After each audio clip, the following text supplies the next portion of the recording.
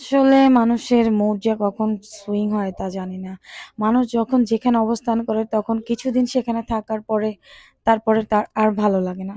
আসসালামু আলাইকুম বন্ধুরা, আশা করছি আপনারা সবাই অনেক ভালো আছেন, সুস্থ আছেন।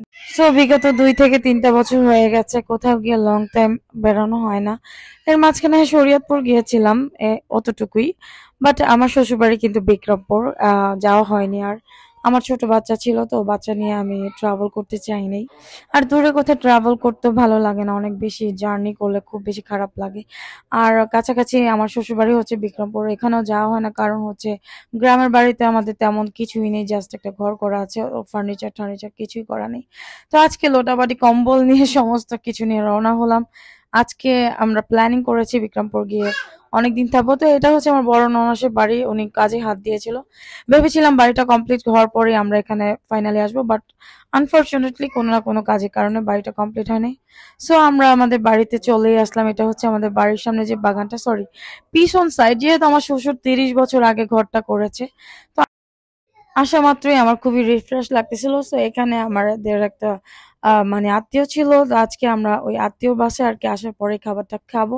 দেন আমরা ধীরে সুস্থে নিজেদের বাড়িতে চলে যাব। আমি আবার বাসা থেকে হলুদ, মরিচ, আদা, রসুন, পেঁয়াজ, মানে তোশক হতে স্টার্ট করে চার্জার ফ্যান হতে স্টার্ট করে যাবতীয় যা যা প্রয়োজন ছিল সবই নিয়ে এসেছি। কারণ আজ আমার প্ল্যানিং ছিল আমি 2-4 দিন থাকবো এবং এটা কেউ আটকাতে পারবে না। সব ভাইয়ার বাসায় আমাদের খাওয়া দাওয়া শেষ। ভাইয়ার বাসার সামনে আবার দেখলাম কি সুন্দর গোলাপ ফুল, ফুলের গাছ লাগিয়ে রাখছে। এগুলি আসলে কিন্তু রিফ্রেশমেন্ট। সো এগুলি কিন্তু ঢাকাতে পাওয়া যায় না। ঢাকাতে দেখা গেছে দিনের বেলাও লাইট, রাতের বেলাও লাইট, দিনেও কোনো আলো নেই, রাতেও কোনো আলো, মানে মানে সূর্যের যে আলোটা, জেনুইন যে আলোটা। তো এই হচ্ছে আমাদের বাড়ি, যেটা আমার শ্বশুর আজ থেকে প্রায় 30 বছর আগে করেছিল, সম্পূর্ণ লোহা কাঠের একটি ঘর। তো আসলে আমাদের গ্রামে কেউই থাকে না। তো আমার 4টা ননাস, 4টা ননাসের মধ্যে 3টা ননাসই হচ্ছে ইউএসএ থাকে। আরো বহু বছর আগে থেকে, 15-20 বছরের বেশি হবে। তারা সবাই, আমার একটা ভাসুর উনিও ইউএসএ থাকে, আর একটা থাকে হচ্ছে কানাডাতে। উনিও কানাডা যাওয়ার আগে তার সেকেন্ড হোম ছিল মালয়েশিয়া, তারপরে ইউএসএ, দেন আবার উনি কানাডা আসে এবং আবার তিনি ইউএসএ যাবে। এই জন্য হচ্ছে আমাদের গ্রামে কিছু নেই। আর যাও ছিল, আমি কিন্তু মানে আমার 2টা বেবি হওয়ার আগে এখানে আমি 2টা বছর, 2 থেকে 3 বছরের মতো ছিলাম। এবং আমি যাওয়ার সময় যা যা ছিল আমার দরকার প্রয়োজনীয় সমস্ত কিছু নিয়ে আমি চলে যাই। আসলে আমি ঢাকাতেই পড়াশোনা করেছি, ঢাকাতেই থেকেছি। তারপর আমার বিয়ে হওয়ার পর আমি হাজবেন্ডকে নিয়ে গ্রামে আসি এবং এখানে আমার প্রচন্ড ভালো লেগে যায়। কিন্তু আমি থাকতে চেয়েছিলাম, কিন্তু থাকতে পারিনি, বিকজ আমার বাচ্চাকে চেয়েছিলাম আমি একটা ভালো একটা ভবিষ্যৎ দিতে। এখনো গ্রাম অঞ্চলে আর কি ওরকম ভালো স্কুল কলেজ না থাকার কারণে আমাকে ঢাকা মুভ করতে হয়েছে। তো ওই দিন রাতের বেলা আমরা আর বিক্রমপুর স্টে করতে পারিনি, চলে গেছি ডাইরেক্ট শরীয়তপুর। লাশবাহী গাড়িতে করে আমার দাদার মৃত্যুর সংবাদ সাথে সাথে চলে আসে, উনি একজন মুক্তিযোদ্ধা ছিলেন। তো এখানে আমার দাদার লাশের সামনে মানে শ্রদ্ধাঞ্জলি দেওয়া হচ্ছিল, এটা জাস্ট আমি ভিডিও করে স্মৃতি হিসেবে রেখে দিলাম নিজের কাছে। তো রাতে যে রওনা দিলাম সেটা ভিডিও করা হয়নি, বিকজ তখন মানসিকতা, মেন্টালিটি মানে ওরকম ছিল না যে ক্যামেরাটা নিয়ে ভিডিও করব।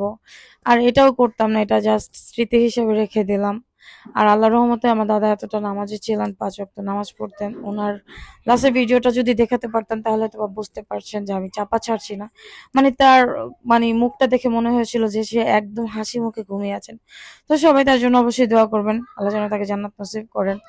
আমাদের আর রাতে ঠিক মতো খাওয়া দাওয়া হয়নি। আর শরীয়তপুরে আসার পরে আরেকটা যে হ্যাসেল সহ্য করতে হয়েছে সেটা হচ্ছে মানে কিছুক্ষণ পরপরই কারেন্ট চলে যায়, যেটা মানে ঢাকাতে ফেস করতে হয় না, আর বিক্রমপুরও মোটামুটি তেমন একটা ফেস করতে হয় না। সো আমাদের গ্রামটাতে এখনো তেমন একটা মানে এই ব্যাপারে উন্নত হয়নি, এটা নিয়ে খুব খারাপ লাগছিল।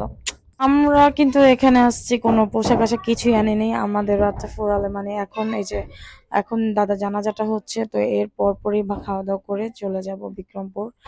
সো আমরা বিক্রমপুর ব্যাক করবো। বাচ্চাদের জন্য অনেক বড় একটা হ্যাসেল হয়ে গেল। তো এই পর্যন্তই আজকে আমার ব্লগ। সবাই ভালো থাকবেন, সুস্থ থাকবেন, সবার জন্য দোয়া রইল। আল্লাহ হাফেজ।